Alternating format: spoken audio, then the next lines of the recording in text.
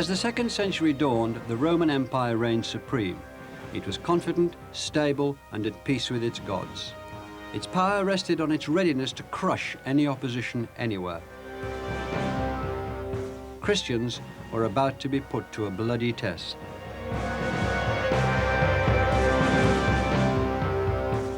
Christianity had taken root across the empire and was spreading.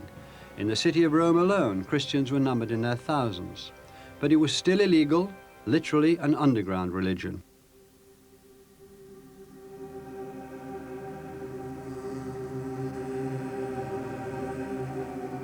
Christians met secretly in each other's houses or safe havens, revealing themselves to each other through secret signs. While they were eating, he took a loaf of bread. Rumors about just what the Christians got up to were rife and sensational. After blessing it, he broke it, gave it to them, and said, "Take, this is my body." Then he took a cup. A baby covered in flour to deceive the unsuspecting is placed in front of the initiate, who kills it with wounds that remain secret and hidden. It's horrible. They eagerly tear the body apart. "This is my blood of the covenant, which is poured out for many." They thirstily lap up the infant's blood. Drink the fruit of the vine until that day.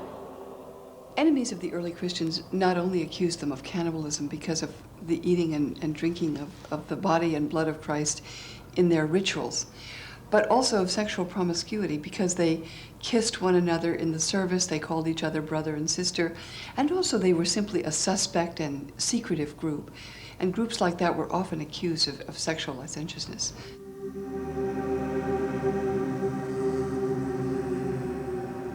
They gather for a banquet with all their children, sisters, and mothers, people of every sex and every age.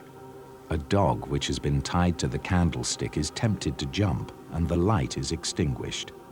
In the darkness that ends shame, they copulate indiscriminately and commit incest.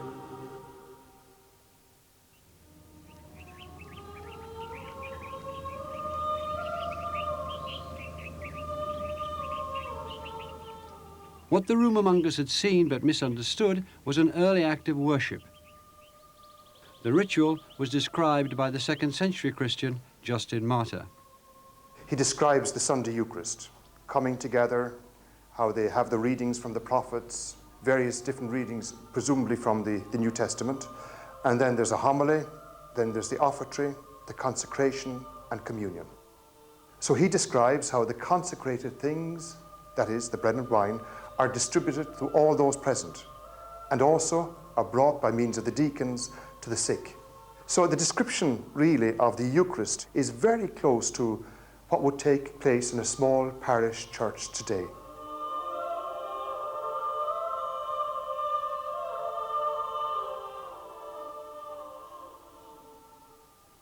In images like this, showing Christ with a donkey's head, Romans expressed their contempt for the upstarts who offered no respect to traditional religions. The unpopularity of Christians was very much due to the fact that they refused to honor the Roman gods. The veneration, the cult of the emperor, was not something they were willing to burn incense for.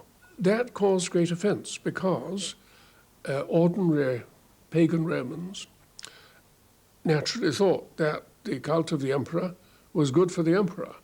You were actually doing something that would mean that heaven would be propitious to the emperor, and the frontier would be properly defended, and there wouldn't be a famine this year. That was the kind of assumption. And of course, the cult of the old Roman gods, the Christians wouldn't have anything to do with them because they thought these gods were all evil spirits and they would be tainted and polluted by, in their conscience if they had anything to do with it. At first, the Roman authorities saw nothing to fear in Christianity. In the first decade of the century, the Emperor Trajan heard reports of Christian activity from his provincial governor Pliny. His response was low-key. Pliny writes to his Emperor Trajan, and he says to Trajan, "I find something called Christians. I've run into them, and they cause a lot of trouble. What do I do with Christians?" And so we have their correspondence backwards and forwards. And Trajan, the emperor, laid down the policy that was going to be crucial for how Christianity and Roman Empire would react with one another. Said Trajan, don't go looking for Christians, first of all. Don't go out looking for them. But if they're causing trouble and they're brought to your attention, ask them just to be polite and show decent respect for our gods and a decent respect for my imperial majesty when they're at it, and then let them go. But if Christians persisted in proclaiming Jesus and denying the emperor, then they had to be punished. The sentence was an agonizing death. Christians faced a terrible test of faith, martyrdom. One early martyr, later celebrated in these paintings in Rome, was Ignatius, the Bishop of Antioch, a high-profile Christian who refused to renounce Jesus. After his arrest, he was sent to Rome to be condemned. On his way there, he wrote to his friends, urging them not to lose faith. And then he asks them to a strange thing. He says to refrain from trying to save him from persecution, from martyrdom. He was going willingly to die. As he said, to be ground down as fine grain to be made into bread, just like the Eucharistic bread. So he saw himself, as it were, Jesus going up to Jerusalem, Ignatius going to Rome, ready to die and to be thrown to the beasts. Some people think that Ignatius had what we would call a martyr complex, and in a way a desire to be martyred. But in fact, his only alternative as a bishop was either to say he didn't belong to this group or accept execution. So he embraced it with a kind of enthusiasm that other people found strange. But I think his only option was otherwise, to say he was not a member of that group.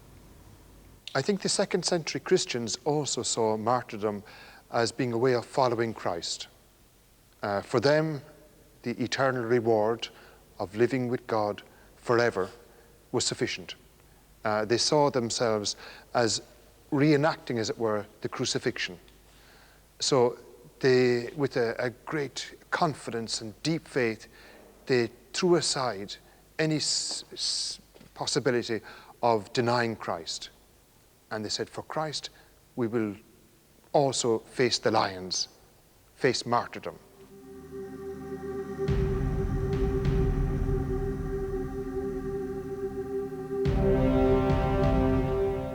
It's likely that Ignatius met his death here at the Colosseum in Rome. This was a venue for bloody spectacles. Gladiators fought to the death and faced wild beasts imported from the furthest reaches of the empire.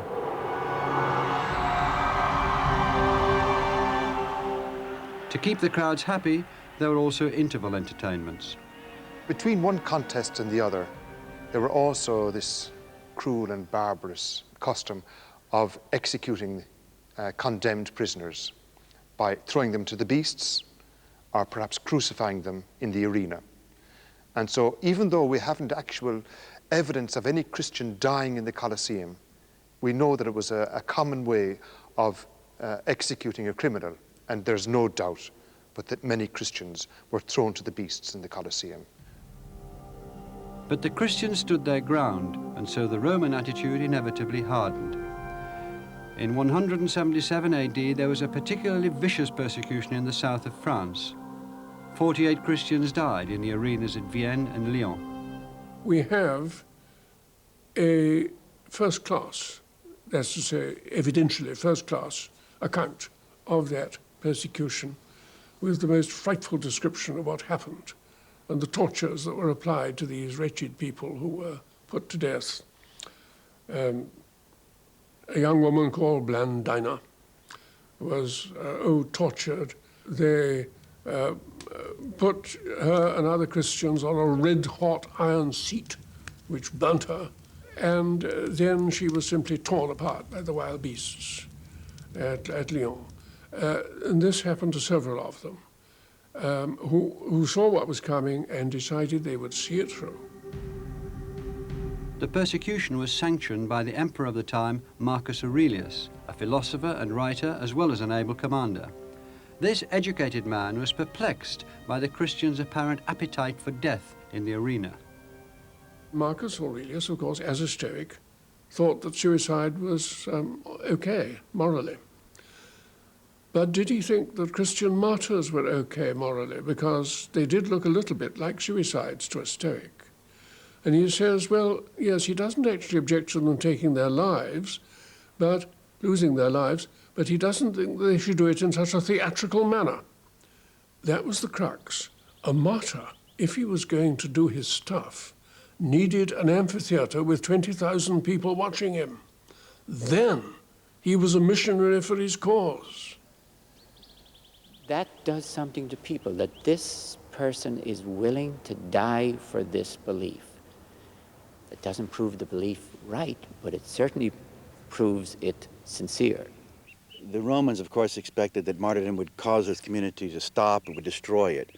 But in fact, it brought it closer together. Those who had weak faith left. Those that had strong faith became public figures. They were witnessing. They were forced to make a decision. And they made a decision, yes, I am buying into this, I believe it, and it is what I am willing to die for.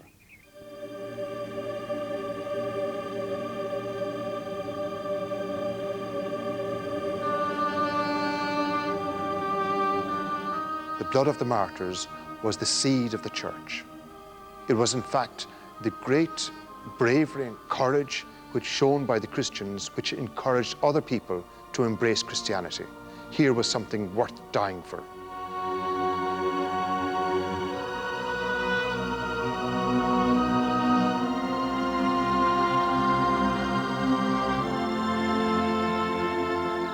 The killing would continue, but it would never halt Christianity's onward drive.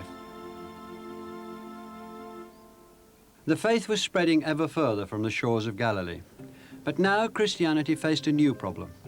It was carried through the Roman Empire by many different preachers who told many different versions of Christ's story and reached their own conclusions about his teachings. Since the last decades of the 1st century, some of these preachers had been setting their ideas down in writing. Now there was a profusion, a potential confusion of their gospels. In 1945, there was discovered in Upper Egypt a cache of ancient Christian books, which are called the Nag Hammadi Library, sometimes called the Gnostic Gospels. But they include a wide range of Gospels, and what they show us is that the early Christian movement was much more diverse than we had ever imagined.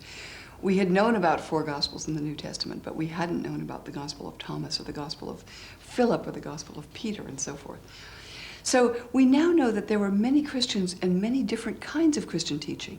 Some of them, like the Gospel of Thomas, sound to Christians today much more like perhaps a Buddhist teaching or a Jewish mystical teaching, because they speak of Jesus not as the Savior of the world, but as the teacher, the one who awakens what is within each person. These are the secret sayings which the living Jesus spoke, and which Didymus Judas taught. Jesus said, "Let him who seeks continue seeking until he finds. When he finds, he will become troubled. The kingdom is inside of you, and it's outside of you. When you come to know yourselves, then you will become known, and you will realize that it is you who are the sons of the living Father." This idea that divinity could be found within the individual, by the individual, was the heart of the faith of the Gnostics. With their own Gospels, they were an influential, if particularly unconventional group. Gnosticism is a personal knowledge of where we were prior to our birth, why we are here in this horrible world. It's a horrible world, an evil God created it. Look around you, there's death, there's sickness, there's pain, there's suffering. This is horrible. It's got to be a bad God that created this. But there's a good God, and the Christian Gnostics are the ones that say, we learned about it for the first time through Jesus, and we now know how, through our own knowledge, to obtain immortal life. If a Christian could rely on his own knowledge for salvation, what need for a church? Christianity was in real danger of fragmenting into many splinter groups, all with their own ideas. The man who brought them into line and ensured the future of the church was the Bishop of Lyon, Irenaeus. Irenaeus is one of those figures who gives clarity to the 2nd century because he becomes one of the important Orthodox figures. Irenaeus is in a situation where Gnostics are coming to his church services, and he can't get them to stop coming. It's an interesting problem for a pastor. He complains that the Gnostics will come and listen to him and then give their own interpretations of what he's saying. So he begins to set out in his own writings what he feels should be the rules for being a proper Christian, an Orthodox Christian, a Christian like Irenaeus is a Christian. What Irenaeus wanted to do was to unify the church, and to do that he tried to choose a few simple things on which everyone could agree, such as a belief in God, belief in Jesus, baptism. And then he tried to collect a few works out of the dozens of Gospels that people knew and the many writings about Jesus and his followers. And he called them a canon, the fourfold canon, Matthew, Mark, Luke, and John as we know them. He knew, of course, that there were many other Gospels, the Gospel of Thomas, the Gospel of Mary Magdalene, the Gospel of Philip, the Gospel of Peter. But he wanted to simplify the church as much as possible. Irenaeus gives a very good reason why the number can't be more nor less than 4. And he says it's empirical and scientific. There are 4 cardinal directions, north, south, east, and west. Cherubim have 4 faces. The universe is divided into 4 quadrants, so naturally there have to be 4 Gospels as well. That's good, solid 2nd century reasoning. By rejecting the inward-looking Gnostics, their ideas and writings, Irenaeus had ensured that all Christians would turn for guidance to the Church. Besides reducing the acceptable Gospels to 4, he established the principle of apostolic succession, authority handed down from the first disciples to the Church and its bishops.